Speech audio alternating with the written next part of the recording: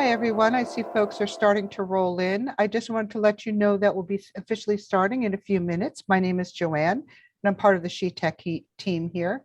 What I'd like you to do, if you could please, is while we're having everybody kind of flowing in and people starting to arrive, if you could, in the chat, please let us just know where you're coming in from. I know we have folks that have registered from all over, so we'd just like to know where you're from. Put that in and we'll be starting in just a minute or two. Okay, so hi everyone. Thanks for coming to today's episode of The Outlet, Lunch and Learn with SheTek's Extraordinary Women. Welcome to our 19th episode in our ongoing webinar series. I'm Elaine Tanimura, SheTek Program Director, and I'll be your host today. We're recording today's webinar and we'll post a link to the recording in the SheTek Community resources as soon as it's available. Right now, you're all muted by default, so please use the chat box to ask questions or comments that everyone can see, or ask private questions in the Q&A box. Please ask your questions during the webinar. Our webinar is meant to be interactive and engaging. Today's webinar is brought to you by SheTek, a nonprofit organization registered in New Jersey, dedicated to increasing the number of women and allies in the technology pipeline. SheTek's patron sponsor is PAM10, an award-winning global IT services and staffing organization based in Princeton, New Jersey. Today's episode of The Outlet is titled, When Your Why is Greater Than Your How. We have two extraordinary women joining us today.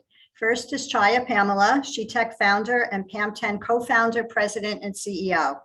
Through her work leading PAM10, Chaya saw for herself the challenges of hiring women in the tech field.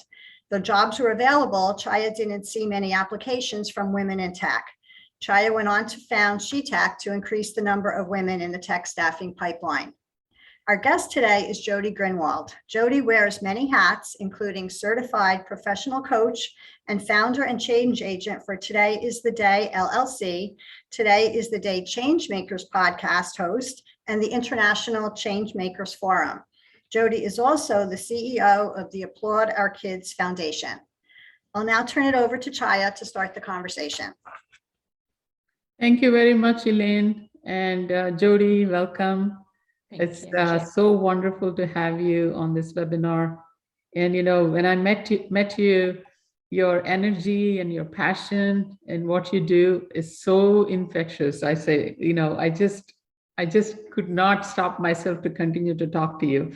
So this particular topic, when your why is greater than your how, is a favorite topic of mine. And I can tell you that's something many listeners would want to understand what it means, how they can lead their lives with that principle.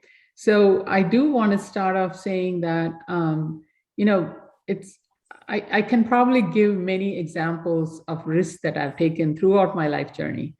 So when our why is so compelling, it creates a pathway of discipline, as you know. So we can only change our behavior when our fundamental belief about our behavior changes. So the benefit of changing must really surpass the comfort of staying where you are, right? So that's where the why becomes bigger, greater than how. So what has been the biggest why in your journey? And I know you are part of so many different organizations and you have done so much work, and I'm sure it must have presented many challenges for you, and making that, to be able to see that your why is really greater. And I would love to listen to some of the examples from your journey, if you can share with us. Absolutely. And Chaya, thank you so much for having me here. I so appreciate it. And I felt the same way when you and I met as well, which was, that infectious energy. And we love to surround ourselves with like-minded people. So thank you so much for having me on today. I don't think I knew back then when I first started, in the work that I've been doing, of what that meant when your why is greater than your how until now, when I really had to, when I'm a little older and I get to look back, and I love being able to share about this, especially for those who are a little younger. I wish I knew, it should also be if I knew then what I know now. But basically for me, I think helping people has always been such a great, it brings me such satisfaction and fulfillment. And I didn't know how I was going to go about doing those types of things and helping people. And so the interesting part is the first time I think this really hit me was when a nonprofit organization found me, and I was on the for-profit end of life. I was working in Manhattan and doing all of that work. And I was looking to get out of that. I just didn't want to do that work anymore. And I was looking for purpose. And out of nowhere, I put up my resume, and all of a sudden a nonprofit found me. And I didn't know how I was going to do that work. I knew it was going to be fulfilling, but it was very different than going out and being in sales and selling a product. So now I was selling a mission, and my why, that was the first time I realized my why became greater than my how, because the mission of helping other people was what really connected me. And that has kind of been the evolution of if I look back and say, what's the common theme about my why? My why always comes back to, how am I giving to the greater whole? For me, that's what inspires me. And that's what keeps me consistently wanting to grow and create. And I have this mantra: if I can't find what I'm looking for, then I need to build it. And that's what, when you talk about wearing many hats, but there's a lot of fear for anybody who's looking to change direction, second career, starting out in a career, or just, trying to go for a promotion, whatever it is, whatever that next piece is, writing a book. There's a lot of fear. Who's going to follow? Who's going to like? Who's going to starting the podcast? Who's going to follow? Who's going to like? But inspiration was needed. And I had the thought process that I needed to find a way to inspire people during a very difficult time. And I know we might get into a little bit more about the podcast, so I don't want to give too much away. But, I do believe if you can't find what you're looking for, you can build it. It's that fear that gets in the way. And we're trained to fear things. We're not born with that. That's an excellent way of saying, if you can't find what you're looking for, and you can go and build it. And also, I feel that if you can't change the existing model, and instead of fighting against it, you can actually build something that will make the current model obsolete. And that has been my principle as well. If you're finding it so difficult, and you have the capability, first of all, we need to believe in ourselves that we have that capacity, right? And a lot of times this fear occurs because of that. And what you said, makes a lot of sense. And that actually leads into another question, because we overthink things sometimes, and make things bigger than they really are. Then we start believing our problems are too big to be addressed, or it's too much work to take on in something that you want to do. This actually results into a fear of taking any action on what we want to believe. I was looking at Harvard, review on how do you overcome procrastination, because it comes in many disguises. So we might resolve to tackle a task, but find endless reasons to defer it. So we might prioritize things we can readily tick off from our to-do list, just because we want to feel that, gratification, yeah, I've done this. But when it comes to complex stuff, and we just keep postponing for another day. And we can look and feel busy while artfully avoiding the tasks that really matter. And when we look at those rolling, long, untouched items at the bottom of our list, we can't help but feel a little disappointed in ourselves. And that, again, adds more stress to what we plan to do. So my question is really about how do you beat procrastination, especially when you're so interested in doing what you want to do? And, this is something I battle with, and I'm honest with that. I totally battle with that. And I think it's just human nature. We tick off the things on the to-do list that we're comfortable with, that make us feel good right off the bat. And the things that we don't have as much confidence in, or we may need help, and we don't want to ask for that help because that makes us feel like we're weaker or not as intelligent as the person we have to ask for help, puts those things at the bottom of the list. But I think that we have to frame it differently. And I know I'm doing this, and this happens, and I'm sure it happens to you too. When we get to that item and we get to check it off, it is like, we're like, why did we worry so much? Like, this was not so hard. This was not terrible. I'm in the midst of doing lots of these things of what you're talking about right now. And when I do the work, instead of fearing how the outcome is going to be, I look back and go, wow, that wasn't so terrible. So what we do a lot is we tell ourselves stories, and these stories, I'd say, and I don't want to be quoted on the percentage, but I'm going to say about 80% of the stories aren't real, because we set up the fear so high that that's what it's great. We lock ourselves in, we go, and we stay in this comfort zone. And even if the comfort zone is uncomfortable, it's still our comfort zone. And we'll stay in that space because it becomes a habit. So if we can make the habit that we're consistently overcoming procrastination instead of consistently procrastinating, which becomes a habit, and that's an easier habit to fall into, incredible things can happen. You know, fear is why we procrastinate many times. We find time for the things that we want to, and then I do it too. I'll be the first to say I am busy because I am so busy. I know you're busy. But again, the things that bubble up for me, I'm a last minute person because that's just what drives me. I wait until the bitter end, and I'm trying to get better at that. We are evolving humans, and we have to give ourselves, take some of the weight off ourselves and pat ourselves on the back for the things that we are able to do, and give ourselves those kudos. And when we do check a box on the procrastination list, I say go celebrate and create a habit around that.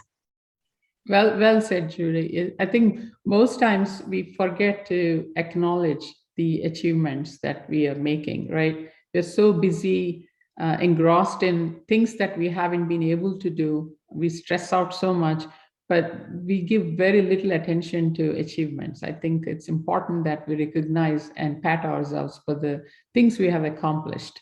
Yeah, go ahead. I'm sorry. No, I was just going to say, I think that is another one of those learned behaviors, depending upon how you were brought up. Being boastful can be considered, being conceited. That word conceited is out there, being boastful.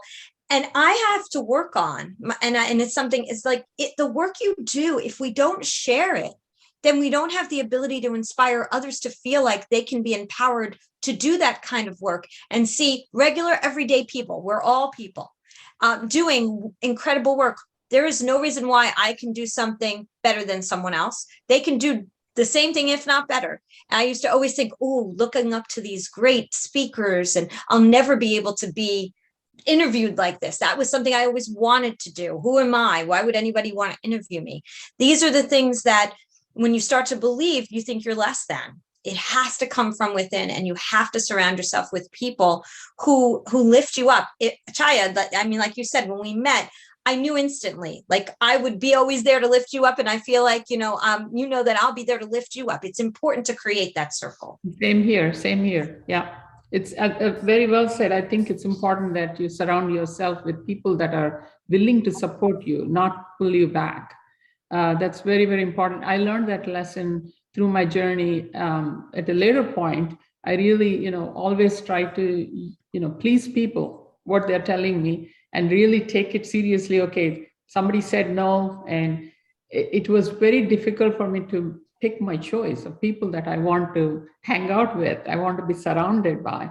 And I'm so fortunate I have a wonderful family that supports me in everything that I do. I think that support, you touched on a very critical point. It's very, very much needed to do, to accomplish what you want to do. I just want to give it a short pause and ask our audience to respond to a poll. We have a question we wanted to ask you. And Joanne, do you want to pull that up? We want to ask, has a how stopped you from what you want to accomplish? One moment, please. The poll will be popping.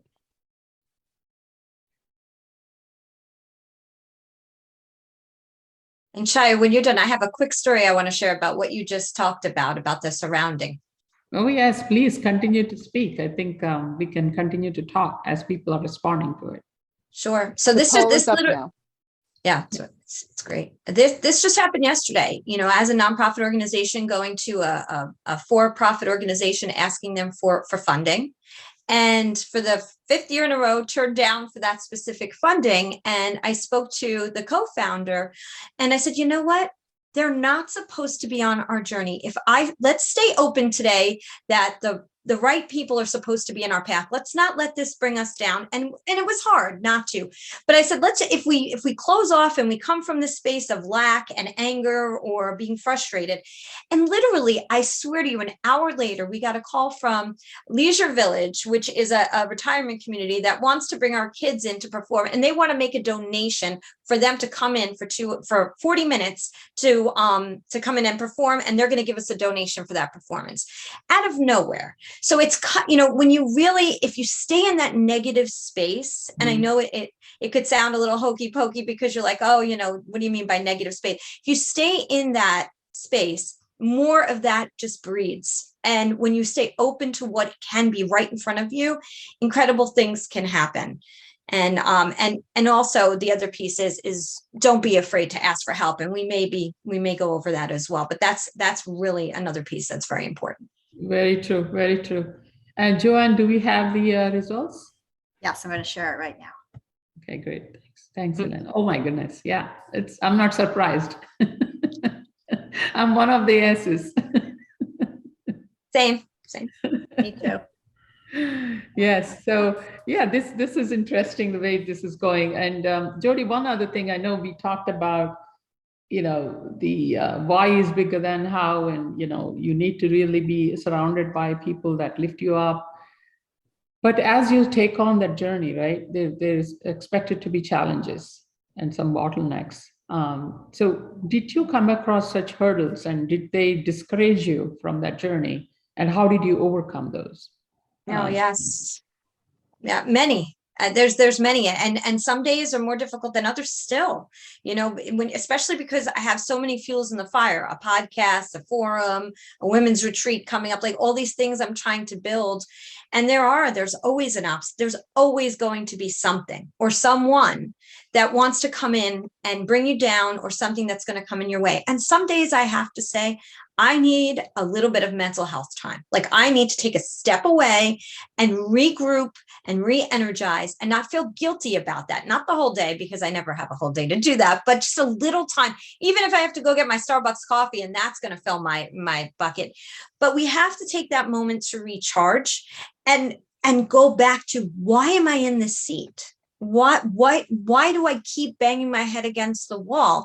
And if I am, who do I need to talk to who is an expert in this field? That's how we started our nonprofit. I went and spoke to someone who was the biggest funder in the arts in our area. And I said, here's my pen, here's my paper. I need to learn from you. I'm not asking you for money. I just want to learn from you. When I've talked to my changemakers, who do you think I should have involved in this? Is there anyone else that you think I should interview? I don't know what I don't know. There's so much power in asking questions, and people love to share. So if there's a block, whether it's finding a job or it's looking for, you want to start a podcast, whatever it is, who's the expert, and what if you go to them and ask them questions, most times they will not have a problem giving you some really great information. And if they don't want to, the takeaway here is they're not supposed to be part of that journey. And so many times now I've been able to look back and say, no wonder that person didn't respond to me, or, oh, no wonder, and there's been times people have tried to recreate things I've created, and that's really frustrating. But the one thing that I know, and Chaya knows this too, everybody's energy is so uniquely different. You are an original, and whatever you create, when you give from your heart and from yourself, people connect with that. And that's what's most important. So don't be afraid to be who you are, because you're afraid somebody else has this expectation of who you are. That will come out in the end. And that deletes your why. When you try to act like someone you're not, that deletes your why. Oh, that's a wonderful point, right? A lot of times people say that, I can't do what you're doing.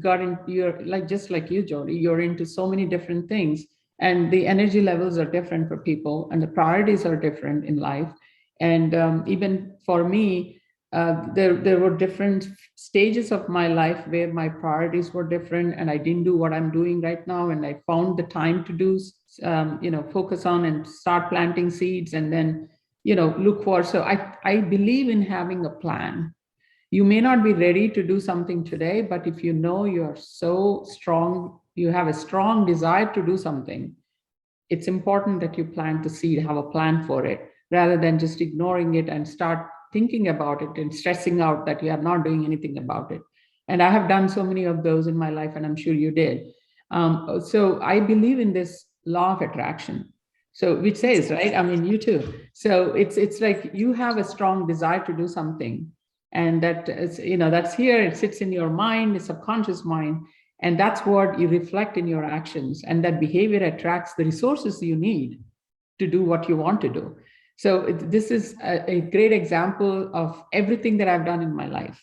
So it's very important to understand what is that, why are you doing something, right? So a lot of times people have challenged to understand the why. So would you be able to share an example that where the why is so important for you, right? I know you started talking about helping people who want to do that, but how do I acknowledge the why is bigger than how, and I need to move forward? So I can give you an example by a story that I could share about myself that may help. So in 2020, like the rest of us, the world changed for all of us. And I was working as the CEO and co-founder of the Uploader Kids Foundation, but I was also working for another organization as a full-time employee as I was building up that foundation. And unfortunately, it became a point where that organization had to let me go. And that was in the middle, like October of 2020. And that was where I was making, a big portion of my money, and my health insurance for me and my kids. And at that point, it was like 2 days before my birthday too. So this all happened in a tough time. And as I said, the foundation was growing, but it wasn't enough to sustain, a certain lifestyle. And I was sitting on the couch, and all of a sudden I remembered that podcast that I thought about 5 years before that I said, oh, nobody's going to listen. There's a million podcasts. Why would I start one? Nobody knows who I am. But on the couch that day, all I could think about is how I was feeling down and how the world was feeling down. And I don't know what it was. There was something inside of me that sparked that said, I need to get this podcast off.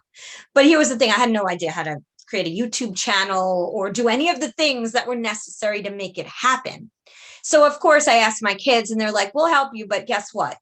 Why don't you Google it like you tell us to do, and then see if you have any problems that come to us, if you have any questions. But they basically set me on the path to just go find the answers myself, like I used to do for them. And my why continued as I started to hear more from the news, and I started to hear more things that were happening. I said, oh my gosh, I just want to talk to people who are doing great things during a horrible time. And that was what was pushing me. It was that I also needed that inspiration, because I just lost my main source of income. And so at that point, I can't tell everybody that one day it's going to hit you and you're just going to know, like it did me. Everybody's journey is going to be so uniquely different. But what I will say, if you have a voice inside of you that tells you something and you say, nope, not capable of it, not at this time, too busy, I don't know how. If you don't feel comfortable and the fear pops up, you need to ask yourself why that fear is coming up, and is it realistic? If you let it go, I just want you to think of something you might have let go. Has it come back again? And if it does come back again, there's a reason. And if it comes back again, there's a reason. And something is trying to tell you something. And it's up to you whether or not you're going to take the leap of faith. And if you can't, because you're still that how, who can you talk to? Who is that confidant in your life? And I'm just going to say this other thing. There were people that were naysayers to me to start the podcast. And for those who are listening, it's called Today is the Day, Changemakers. And there were naysayers. But then all of a sudden, I started to interview people I knew. And that's how I met Chaya. Like, I'm sitting here, I didn't know Chaya before the podcast. And I didn't know the executive producer of the TV show NCIS before the podcast. I started with people I knew who introduced me to other people. And my why, Chaya, is the fact that I started to see the fruits of the labor incredibly change my life. All of a sudden, I started interviewing people who liked the way I interviewed. So then they said, oh, you need to interview so-and-so. Well, what about interviewing this one? Next thing I know, one of my interviewees this year is best friends with Tom Hanks. Like, how does that happen? I'm sitting here, as the person who just in 2020 was running a foundation and lost her job like so many other people did. And so I've wanted to write a book 12 years ago. Well, guess what? Up until now, it wasn't the right time. My how was so great and my why wasn't big enough until I met all these podcast guests. And now their stories are going to be told through my book because it's the right time. So I know that was a long answer, but I just want people to know that you really need to connect with yourself and really ask yourself, like Chaya's asking me questions, you need to ask yourselves these same questions. Great information, Jodi. I think one thing I can agree with you, writing a book, I've been postponing it for years. And it's the how is big for me than why. So it has to be the right time. As you're talking, I'm thinking about it. The why is bigger than how, but and there is some emotion attached to why, right? It should be, otherwise you're not connected to it.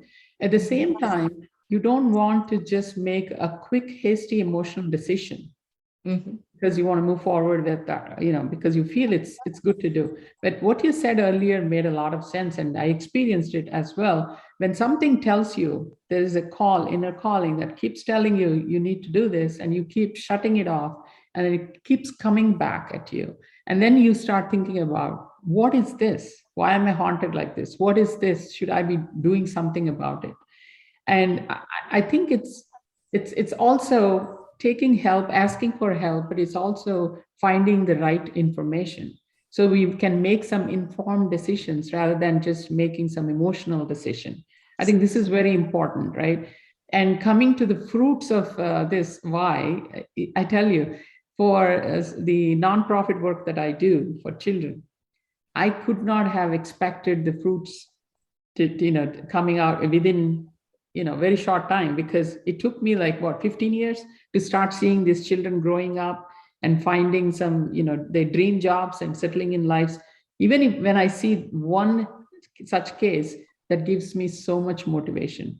So the fruits of what you do depends on what you're doing, may not be immediate gratification. Sometimes it takes longer time.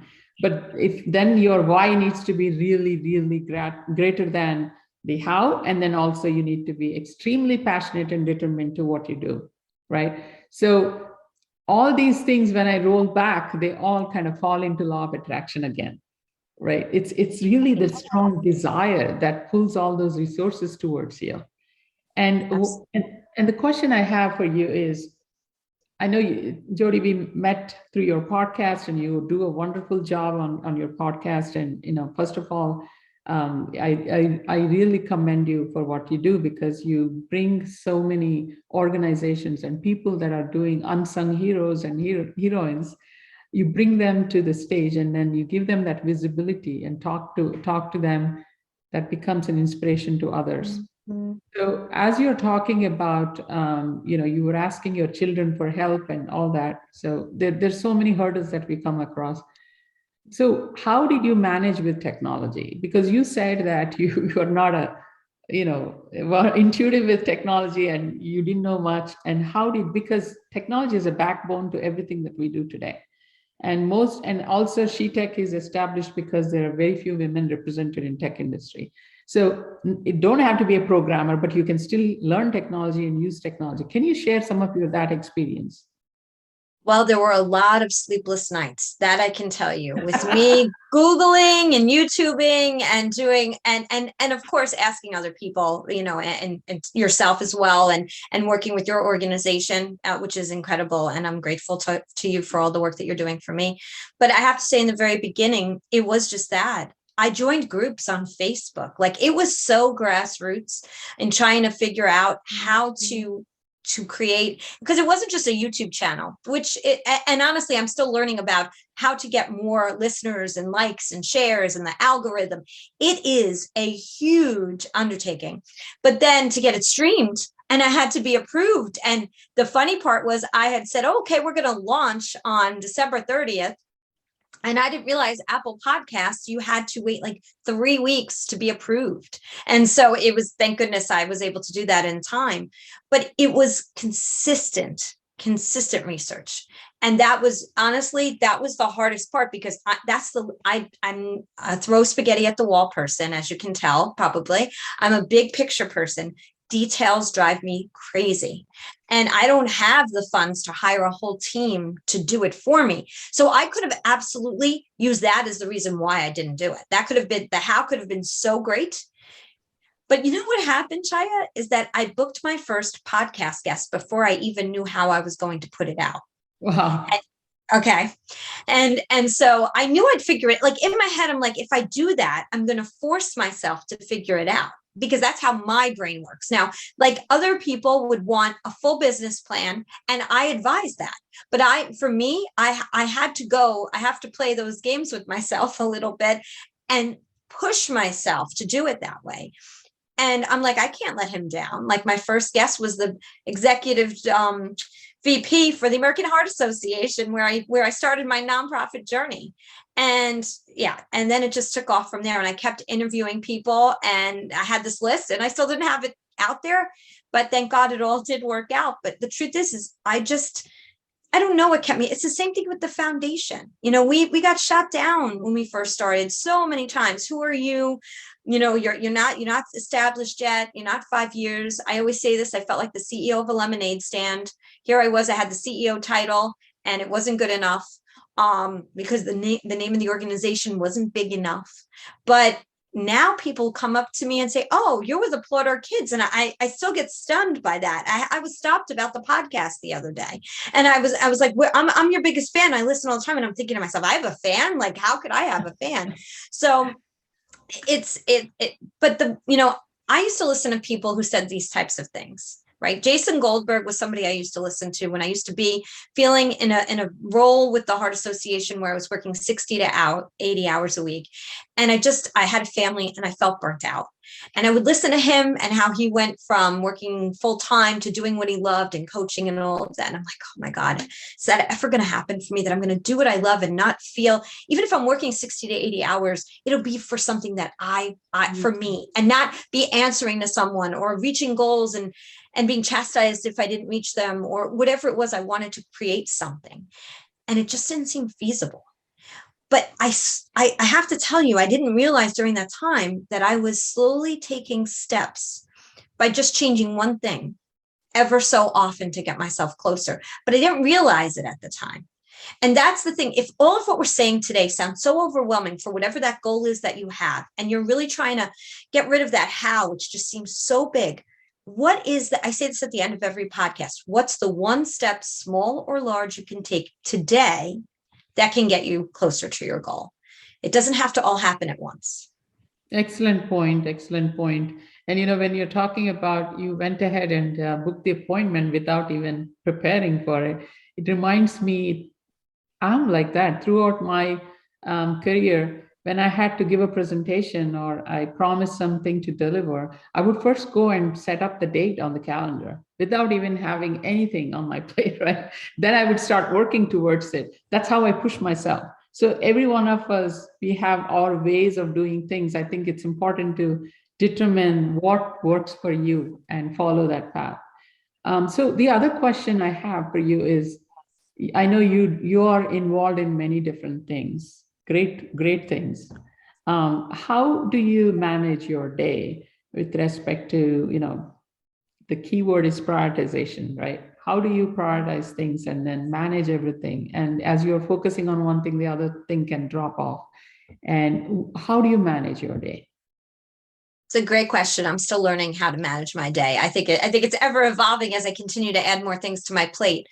I think one of the things that I didn't do well in the very beginning was asking for help and getting an intern and doing all of those kinds of things. And it's important that once you get to a certain point, that when you're managing your day, I'm also a control freak. I say I'm a recovering control freak because I don't like to delegate, right? So I want to do everything. I want my hands in everything. And I want to be able to make sure that it's all done a certain way to a certain level.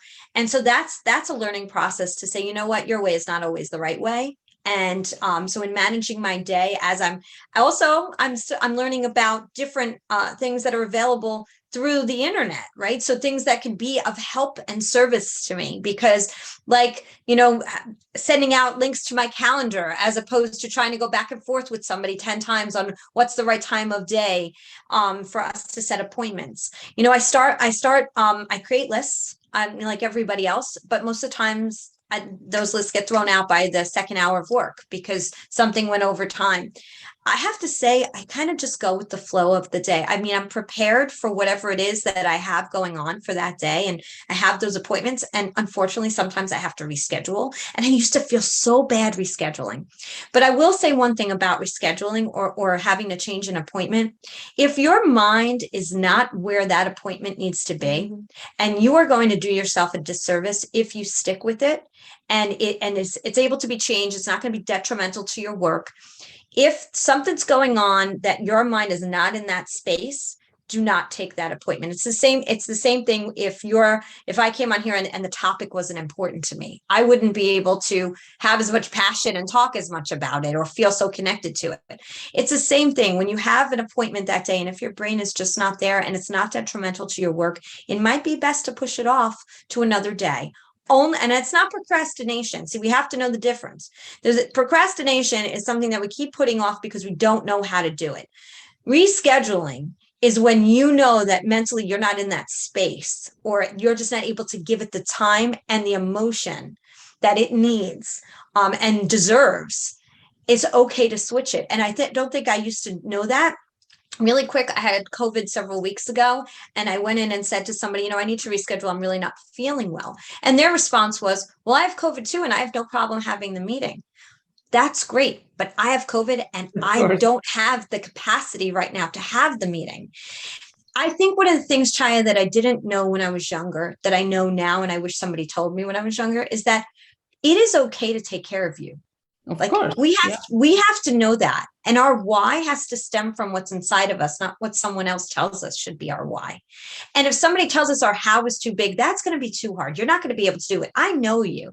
That's not they don't know what's inside of you. Yeah. You have a choice. You can allow someone to tell you who to be and how to be and conform to their reasoning, or be who you are, find your own why. And when you do that and you're strong in those convictions, the how, it may still be big, but if you take steps towards it, you can push through the barriers, go around it, through it, over it. Yeah. But, one thing you talked about, taking care of yourself, right? I'm still struggling. I'm not good at that. I'm still trying to get better at that, because the why is so important to me. And I get so excited about it. Even in the middle of the night, I wake up and there's so many ideas and thoughts, then I can't even sleep, but it's important to be able to have that balance in your life. And I'm still struggling. I'm not shy to admit that.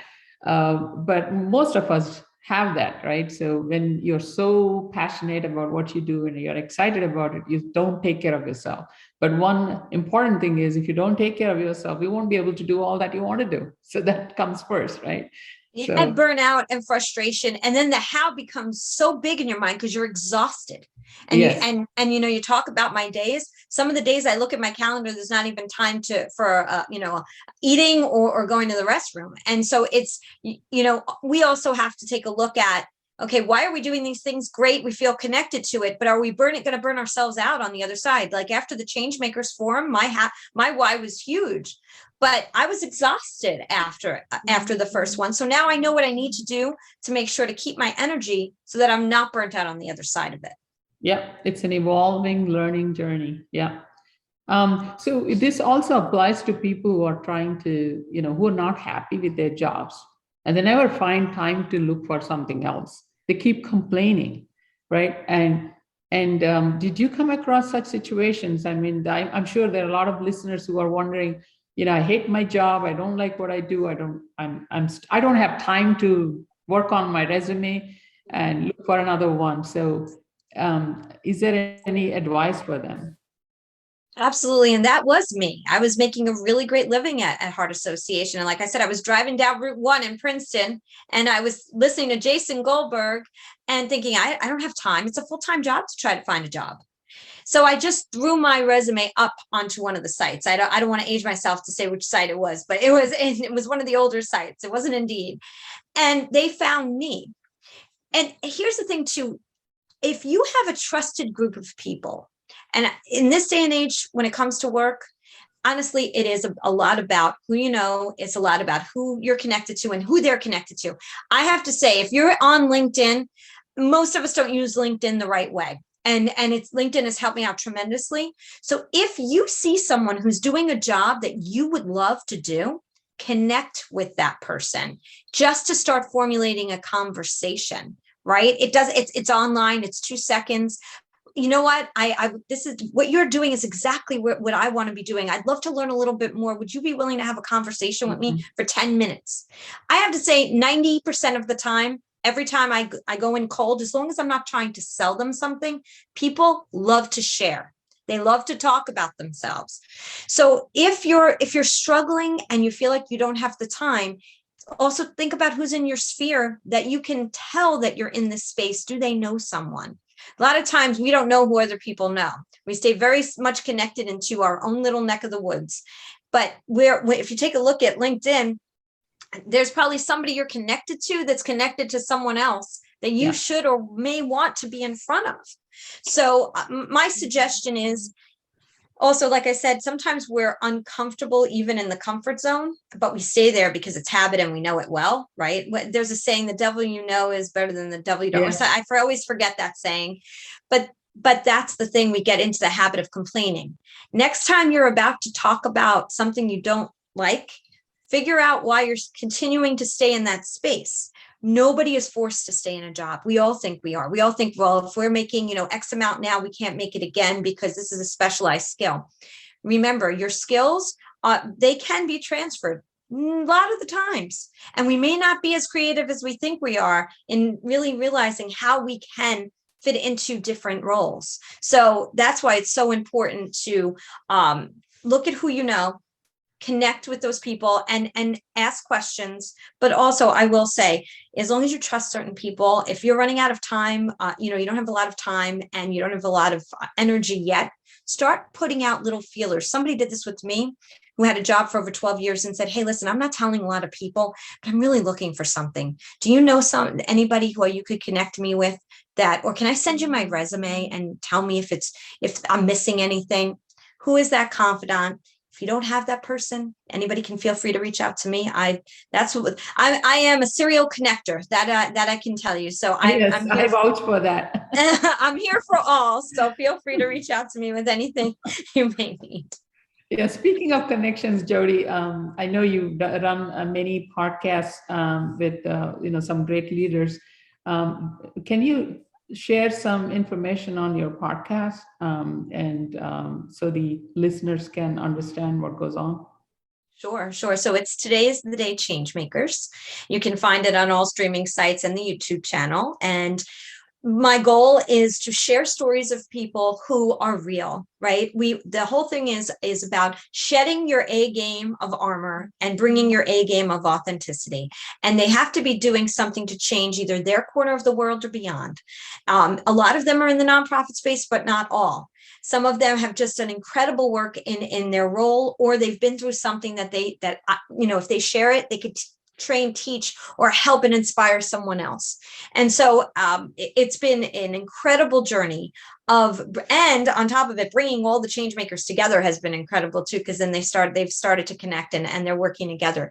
But one of the things is that I always want people to walk away with, if they can, and not everyone will, is what is the one nugget? Is there one nugget in every single podcast that belongs to someone? So I do my very best to make sure to find something I can bring out, a lesson learned, so that for each you're taking time to listen, that there's something there for everyone. And if you walk away with something great, some of them are an hour, and people have said to me, talk about like the how and the why and all of that. People are like, oh, that's long. And I'm like, you know what? I can't stop somebody in the middle of such an inspirational conversation. I'm going to be the rebel. People can jump around if they don't want to listen to the whole thing. But I feel like if it's important for them to share, I'm going to pull it out of them and I'm going to let them share their vulnerability. And that's one thing I want to say too, Chaya. is through this, I've asked everybody and I've told everybody, if we could all be less judgmental and really start thinking about all the judgment we do all day long, and we allow ourselves to be more vulnerable, we'll connect. And those people who are looking for jobs will be able to connect authentically with and organically with others. You have to be open to it. That's the law of attraction piece, going back to that. You have to be open to it. You have to be open to the messages from anything I'm saying today, or any of the podcasts, or all the things that Chaya is talking about. And not every message is for everyone. Yeah, true. And Jodi, I think we are getting close to the Q&A time, but I have one last thing to ask. Do you have any quick takeaways you want to? I know we discussed a lot. There's a lot that people can take away from this conversation, but any quick tips you want to give people at the end of this conversation? One of the things that goes with when your why is greater than your how is, if not you, then who? If not now, then when?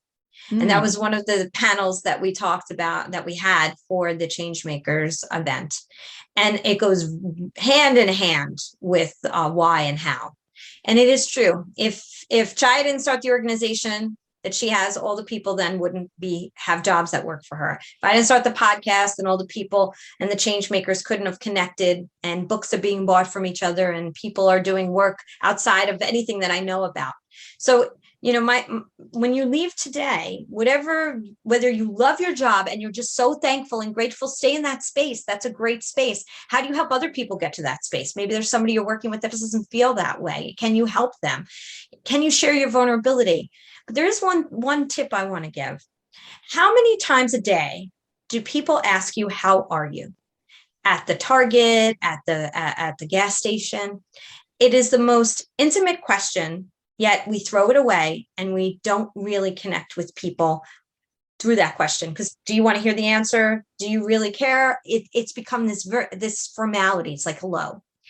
So my takeaway today too is, when you ask somebody, how are you? Be ready for them to answer. And when they ask you, can you be vulnerable to share? Because if not, it may be best to just be able to say, hope you're having a great day. And that's one of the messages that I'll leave with you today is, how does that, and I know you're probably thinking, how does that go with when your why is greater than your how? Because if you don't allow yourself to be vulnerable to others and yourself, it doesn't work. It's all about Everything is about connection. That's the basis to everything I'm all about and all I share and do. So, I hope that I leave you with why. And when your why is greater than your how, and going over some of those obstacles, but also too, how to share with yourself and others a little bit more of your vulnerability, so that you can connect on a different level. Excellent. I'm going to take away that tip. 99% of the time when people say, how are you? It's a formality, but actually that's an opportunity to have a conversation. Seriously. Yeah. Thank you for that tip. And I think Elaine or Joanne, we are ready for questions if we have any. Yes, good. Yes, we do have a couple of questions. The first one, I think either of you or both of you could answer. Have you ever realized that when you're pursuing your why, it's not what you thought it was?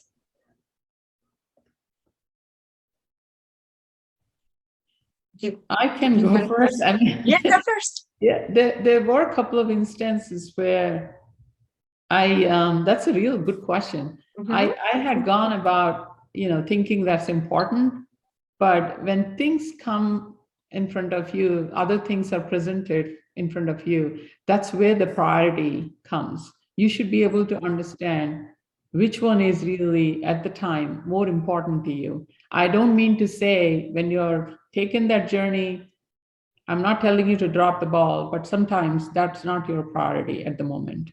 And you can always switch your gears and go in the other direction. It doesn't hurt. End of the day, it's all about understanding what you really want and want to do, why that is so important to you. It's so personal to you, why it is so important to you. And sometimes you, as I said earlier in the conversation, because of some emotion at the moment, you might take on that journey, and later on you realize it's not really important for you at that time, and it's okay to switch the gears. And I did a couple of times. I don't know, Jodi, what's your experience? Yeah, I think that it morphs. You know what I mean? Yeah, yes. I mean, you start on the journey, you think you're on, and then all of a sudden, sometimes it forks. There's a fork in the road, right? Your why started it for one reason, and then sometimes it's greater. All of a sudden, and sometimes it's not about that. It even changes for less. It something happens that makes it that you want to accelerate the process. And that honestly has happened to me more times than the other way, because I get so passionate about things. But also, I think it's what Chai was saying about that law of attraction is that when you stay open to the signs and the things that brought you there to begin with, you'll know, like you'll get those confirmations if you're open to them. And never be afraid to be a little flexible, because sometimes it starts one place. Like, I never thought I would have a Changemakers International Forum. Why would I do that? I had started a podcast. Why would I do that to myself? But there was there was a fork in the road, and I needed to do something else, and it brought me to another why. Yeah. And it's okay to adjust the speed at which you're going based on, what's happening in your life. And you may have to take care of the family member, or you have something more important at the time. It's okay to slow down and focus on that and get back to it.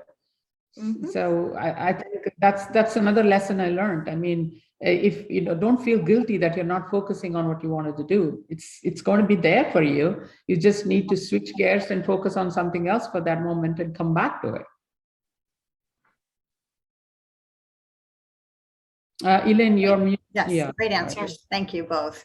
And one final question. This one's for you, Jodi. How do you choose who to highlight on your podcast? And relatedly, what does impact or positive change mean to you? Impact today seems to go across various industries, type of work and people, types of problems people are trying to solve, etc. So the first question is, how do I choose people? And so I'll answer that in a couple of ways. One is, I always look for those who are making a difference in the world in some way. And when I say world, it doesn't have to be the whole world. It could be their corner of the world.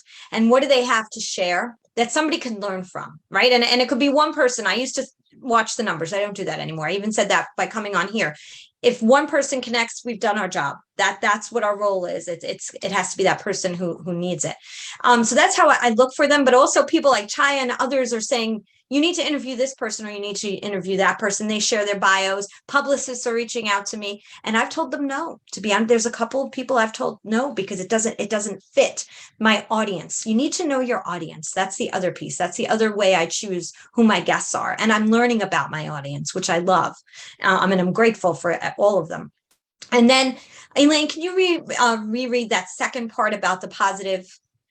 I just want to also, if it's possible, read the name of the person who asked the question, just so. It's actually, we're talking about connecting with people, right? It's yes, important. I'm sorry. So that's actually Anusha, who's one of our our newest board members that joined us today. Awesome. So the second part of the question was, what does impact or positive change mean to you? Impact today seems to go across various industries, type of work and people, types of problems people are trying to solve, etc. Yeah, so of course, hot topics, right? And things that people are looking to hear. Like my guest this week is Hugo Balta. He is the owner and publisher of the Latino News Network. He talks a lot about, very specifically, about how to speak to the Latino community in English, but about things that really relate to what they're going through and in their communities. And so that to me was really important, because we don't talk enough about that. So I also look for people who are doing things that are just, and I don't like saying outside the box, but are different. And that may not, these topics may not always be brought up. DEI has been brought up a lot, but he's doing something uniquely different that maybe not everybody's doing. And so, for me, positive impact, it means that you have to be creating, right? You're the creator of something that people can join and become part of. That there's this, you're left with this incredible feeling and knowledge that somehow you being a part of it makes a difference. And that's, I think, all of the people that have been on, whether they're nonprofit professionals or whoever they are, you can follow them, you can like them, but they're all willing to talk to you. That's the other piece that I love. Everybody's heart-centered. So for me, I want heart-centered people. If you're egocentric, you're not going to be on my podcast. That's just who it is. I need people who then, if somebody listens and they really like hearing from Chaya is open to talking to them. And that is the beauty of, and it's starting to happen more and more with my guests. So I hope I answered your question, because you're right. Positive impact means something different for everyone. Everybody's looking for what's positive and what's impactful. And that's really subjective. Very true. Very true. I agree with you, Jodi. 100%. Thank you. Well, just before we wrap up for the day, I'd like to for anybody that might be joining here for the first time today, to just give you a little bit more information about SheTek and let you know that you can join us in the SheTek community. You'll find us at shetek.net, and membership is free. As mentioned, the SheTek mission is to increase the number of women in the technology field, and we do this through engaging, empowering, and employing women. The SheTek community engages with tech career boosting events and our community discussion board. We're always creating new events and trainings with the most relevant topics to grow your tech career. You can empower yourself with the SheTek community. Resources include recordings to increase your job readiness, job search, and tech-focused soft skills. And finally, you can get employed using our SheTek career page. Some of the opportunities posted now include roles for security analyst, Salesforce developer, Scrum Master, DevOps engineer, and more.